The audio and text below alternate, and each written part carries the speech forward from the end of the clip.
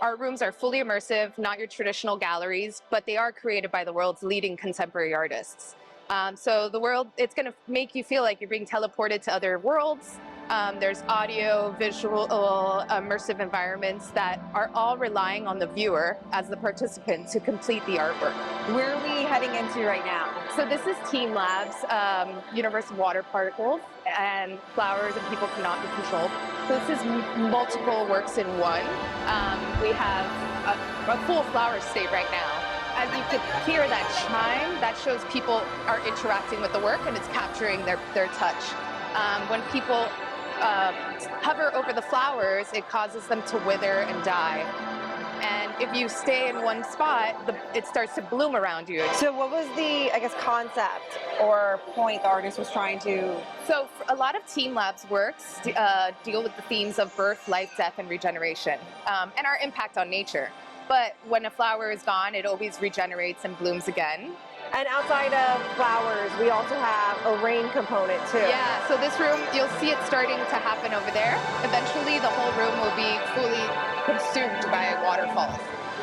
But right now we have a small spout. And with the waterfalls, the more you interact with them, you part the spout around you.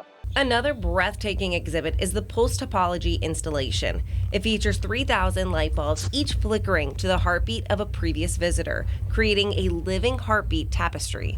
Every light bulb is flickering to somebody's heartbeat. Okay. So we have these sensors in the room, and when you interact with the sensor, it captures your heartbeat using the same technology as an Apple Watch. Photoplethysmography it's called.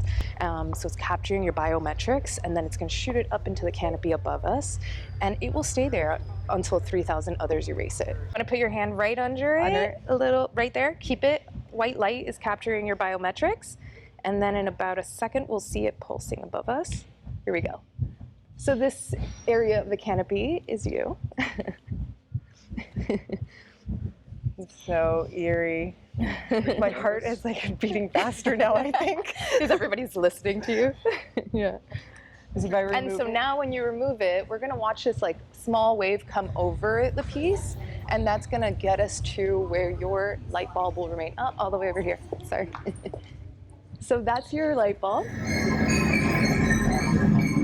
And Superblue's newest installation, Lightfall, is a mesmerizing play on perception using mist and laser projections. What's really technical about this piece, and the real technicality doesn't lie in any of the actual technology, it lies in the water mist screen and perfecting it to make the particles so fine that the light could project on it, but that the water mist could disappear when the room was dark.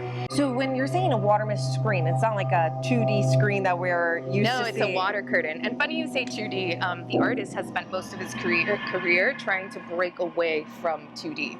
So kind of the static way you present. But those aren't the only mind-bending experiences here. Superblue also features a disorienting mirror maze that plays with reflections to create infinite dimensions.